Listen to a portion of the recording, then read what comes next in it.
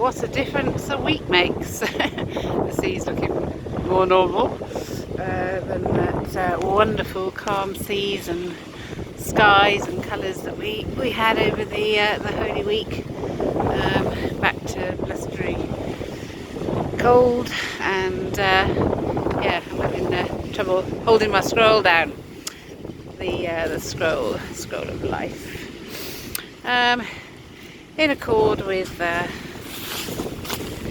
Book of Revelation. And I didn't plan to produce this scroll. It sort of evolved on its own. It took about a month to complete it, and actually I've still got a couple of bits that I'd like to add in, but finding the space and persuading my printer. Yeah, there we go. So 20th of April 2020, and we're in lockdown. We've got coronavirus.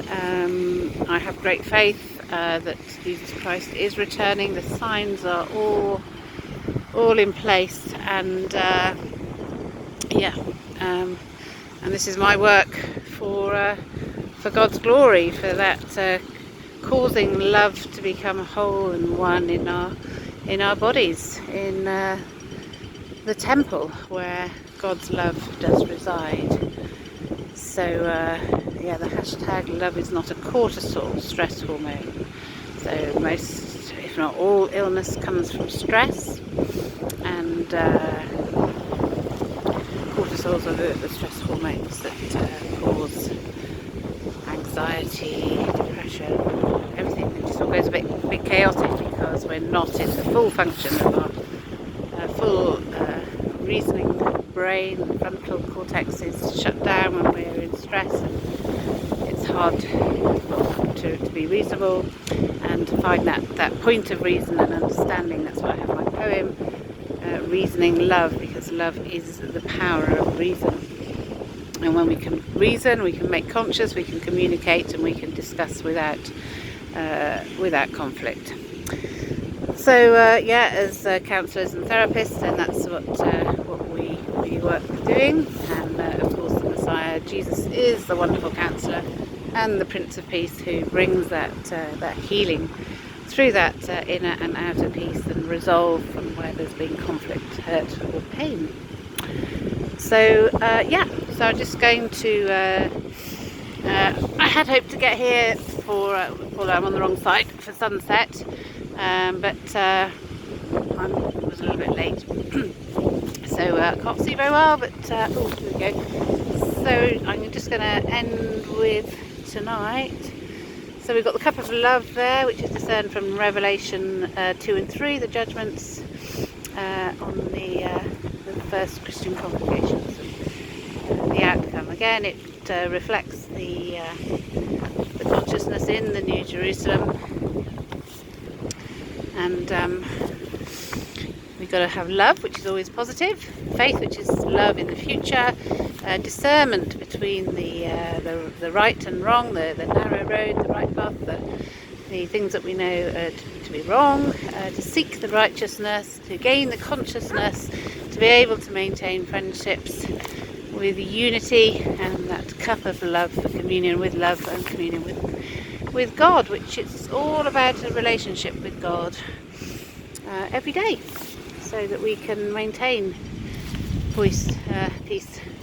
And yeah, so I wanted to show this image. It's not very clear, but it's Zephaniah 4:2, where it says, not by a military force, but by my spirit. So that power of the spirit. I'll redo this again tomorrow, but I just wanted to get this out tonight.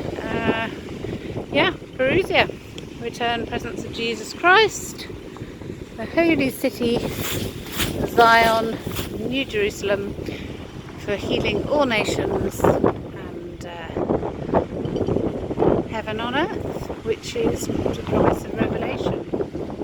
I do believe this is faithful and true.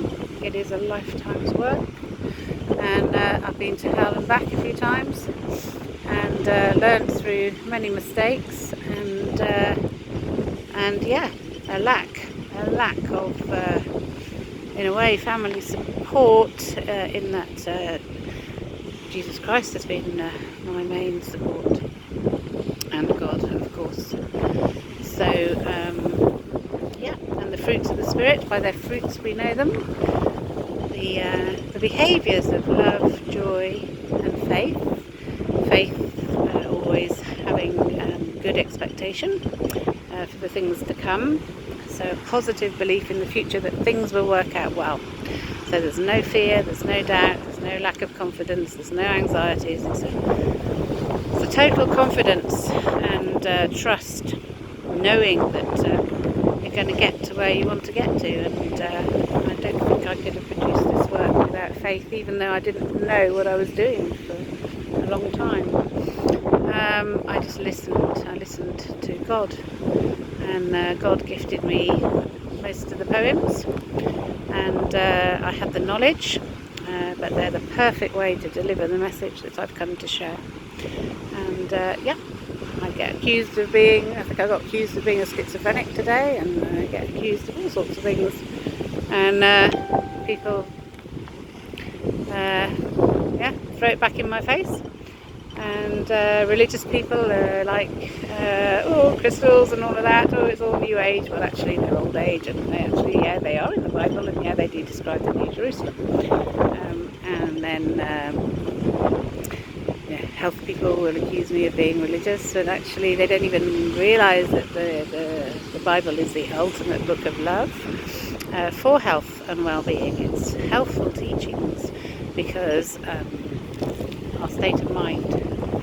Jesus is, we were brought up with the nativity, and Jesus was born in a stable, but actually when we really understand how his love works, he is born to stable our emotional welfare. He stabilises our hormones so that we don't go into stress. That honourable love keeps us away, protects us from the things that cause stress, hurt and pain. But of course, in these last days, we've been living those ways that fall short of love in pretty full measure. And as a result, the mental health of the nations are declining. So many people with mental health problems now.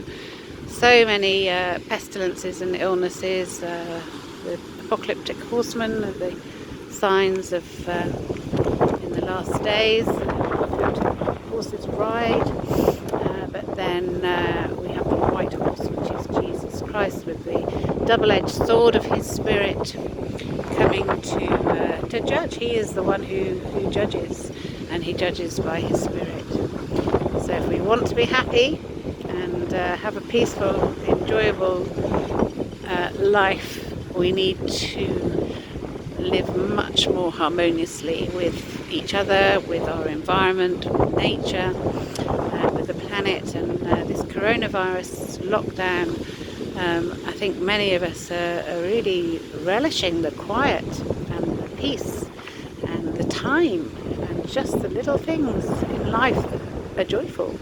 And in a way, those little things of being able to have time to watch the birds, to hear the birds, to take our time preparing food, just normal life, are the things that we work hard for, to go on holiday to be able to do for 1 or 2 weeks a year.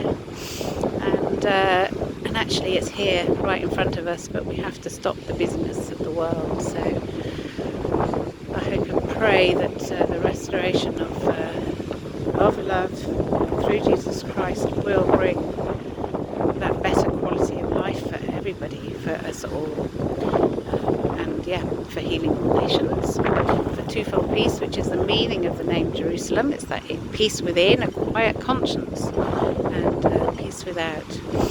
And we've all fallen short, we've all made mistakes, but we just need to repent and say sorry with sincerity and turn away from those behaviours that cause the shortfall of love, that activate the autonomic stress response, causing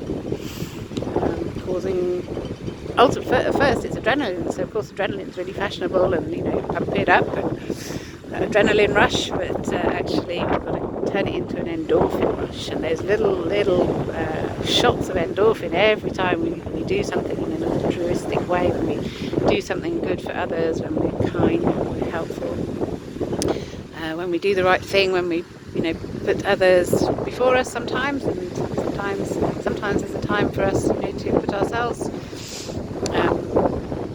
to look after and love ourselves as well. And that's, I think, something that certainly in Britain, people often will put everybody else first and leave themselves. Well, mothers as well, we're always at the bottom of the pile, but actually it's like that oxygen mask. If we don't look after ourselves, then we can't look after others.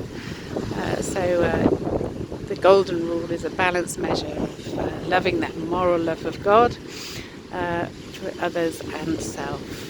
So it's a perfect three-way measure, and I think we need to add in this time, we need to love our global neighbours as well, because the promise is that we will learn war no more, that we will beat our swords into ploughshares and spears into pruning shears, and turn back to the land, to the loveliness of tending to nature and growing things. So how that's all going to come into play, I'm not quite sure. I'll have to leave that to God. But I've been writing this work for many years and delivering it, and coronavirus, I think, took us all by surprise. So we must respect that there is a force far greater than us, a universal force for good and consciousness, and I think it's the light that has that consciousness. So when we can get our bodies to attain to love, we resonate with light, we raise our vibration, and we are enlightened, and the only place we really want to live is love. Anyone who takes drugs is only attaining to that, a short glimpse of what that love can feel like, and our quest is to raise our bodies to that vibration frequency of love by living in love and following our talents that have been given to us. God gives us all talents, and perhaps we should be putting the arts first, and our communities, and